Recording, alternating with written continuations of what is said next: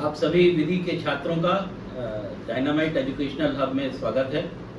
जैसा कि हम लोग को पता है कि बहुत जल्द ही एपीओ की वैकेंसी प्रकाशित होने वाली है और लगभग 180 के आसपास वैकेंसीज हैं। तो बहुत सारे लड़के जो कंफ्यूज थे चीज़ों को लेकर के कि पीसीएसजे में जो 3 साल के एक समय की और पहले जो है आपको न्यायालय जाने की एक बाध्यता जो दी गई थी, उससे उबरने का आपके पास में एक अच्छा मौका है कि आप लोग उससे बाहर आएं। उस जो आपने आवरण बना लिया कि 3 साल के वजह से आप लोगों ने अपनी जो पढ़ाई छोड़ दी, उससे बाहर आने का एक अच्छा मौका है, क्योंकि यहाँ पे आप अपने आप को साबित कर लीजिए। सीटें भी काफ़ी हैं और अगर आपकी तैयारी बहुत अच्छी है तो निश्चित है कि आपको बहुत जल्दी ही एपीओ यूपी की वैकेंसी मिल ही जाएगी और उम्मीद है कि बहुत जल्द ही सारी प्रक्रिया चालू हो जाएगी।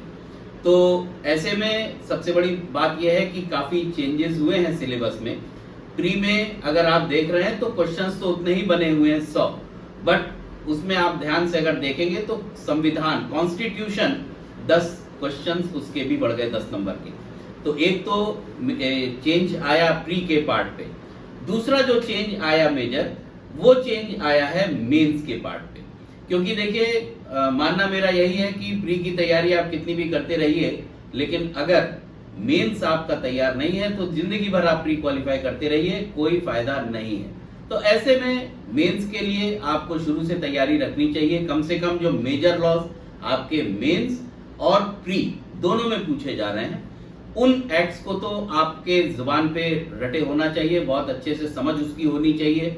उसमें जो क्रॉस लिंकिंग है, कैसे आपस में सारे एक्ट एक दूसरे से जुड़े हुए हैं, वो सब आपको मालूम होना चाहिए। मेंस में अगर आप देखिए तो 16 एक नया पेपर जोड़ दिया गया है 100 नंबर का, और 16 उसमें एक्ट नए जोड़े गए हैं।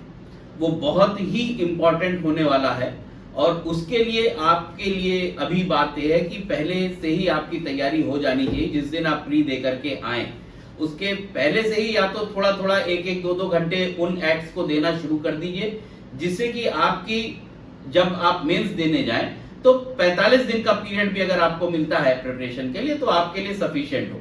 बाकी एक चेंज और हुआ है वो जो बहुत अच्छा है लॉ के सभी बच्चों के लिए, क्योंकि लॉ के बच्चों की सबसे बड़ी समस्या होती है जीएस। तो मेंस में अगर आप देखिए तो जीएस का वहां पोर्शन कट शॉर्ट कर दिया गया है। जो 100 नंबर का पेपर आता था वो 50 नंबर का करके 50 नंबर उसमें इंग्लिश के भी ऐड कर दिए गए हैं। तो 100 नंबर वो एक बन रहा है। बाकी जो पहले आता था क्रिमिनल लॉज, प्रोसीजरल लॉज, वो सब पूरा आ ही रहा है, वो रहेगा आपके एग्जाम में। Police act, police regulation, IPC, BNS, BNSS, BSA, ये तीनों रहेगा। पुराने एक्ट यहाँ पे नहीं डाले गए हैं, बट यूपी पीसीएसजे में पूरी उम्मीद है, क्योंकि बाकी सब जगह जुडिशरी के एग्जाम्स में भी दोनों पूछे जा रहे हैं। आईपीसी भी पूछा जा रहा है, पुराने क्रिमिनल लॉज और नए क्रिमिनल लॉज दोनों पूछे जा रहे हैं। तो इसी नोट पे मैं यही कहूंगा, अगर आप लोग तैयारी कर रहे हैं, लगे हुए हैं, जुटे हुए हैं, बहुत अच्छी बात है, अपनी तैयारी में जुट जाइए। हम लोग भी यहाँ पे एक नया बैच शुरू करने जा रहे हैं जो नेक्स्ट कमिंग वीक से, यानी कि इसी बुधवार से हम लोग शुरू करेंगे, जिसमें आईपीसी से हम लोग शुरू करने जा रहे हैं। तो अगर आप लोग चाहें तो यहाँ पे आकर के कैसे लॉज को लिंक करना है, कैसे आसान बनाना है, कैसे आपको उन कानूनों को पढ़ना है, जिससे कि वो छोटे से में कम समय में आपका ज्यादा से ज्यादा या पूरा सिलेबस कवर हो सके, ये सब चीजें बताई जाएंगी यहाँ पे।